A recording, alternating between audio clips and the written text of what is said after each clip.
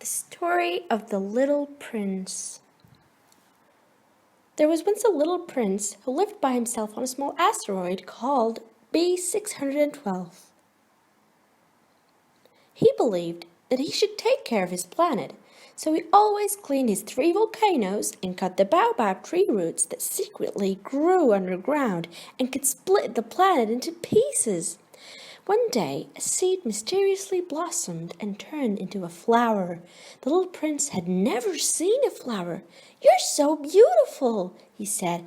"I'm going to water you and protect you with this glass globe at night." The little prince decided to call her Rose. He loved her very much, and Rose loved her little prince. They were together all the time, but because Rose was constantly demanding for the little prince's attention, he started to doubt about her feelings for him. The little prince decided it was time for him to make new friends, so he went on a trip around the universe, leaving Rose behind. On the first planet, the little prince found a king who had lived there on his own for many years.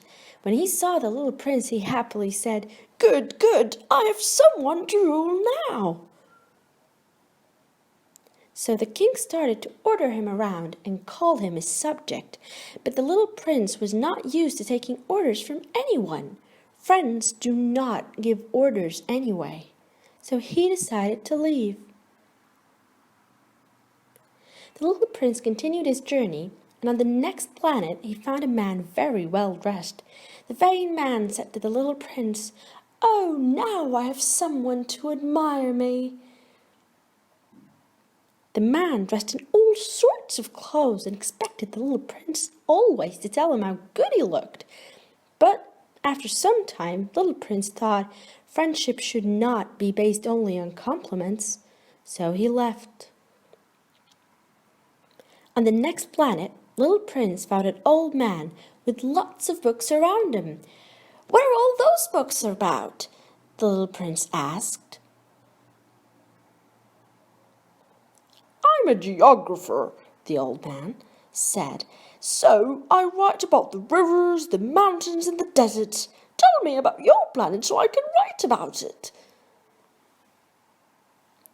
The little prince started talking about himself, the volcanoes, the baobab trees, and of course about his rose.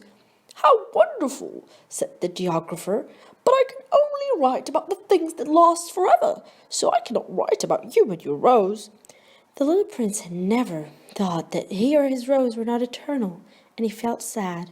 The geographer had no interest in him, and friends do, so he left and traveled to a planet called Earth. On Earth, the little prince met a fox and asked her, "Can we be friends?" "Only if you tame me," the fox replied. The little prince was intrigued. "What does taming mean?" he asked. "It means to establish ties, to create a bond," the fox said. "Otherwise, you're just a little boy to me, like thousands of other little boys, and I have no need of you. And you, too, have no need of me, for I'm just like any other fox." "I'm beginning to understand," said the little prince. "There's a flower. I think she's tamed me. I miss her a lot." So the little prince realized that even though his flower was so proud and temperamental, she was unique to him and a true friend. "My rose needs me," he thought, so he decided to go back to his volcanoes and to his baobab trees. And when the little prince saw her, he hugged his beautiful rose and said, "I'm responsible for you, and I will be with you forever." The end.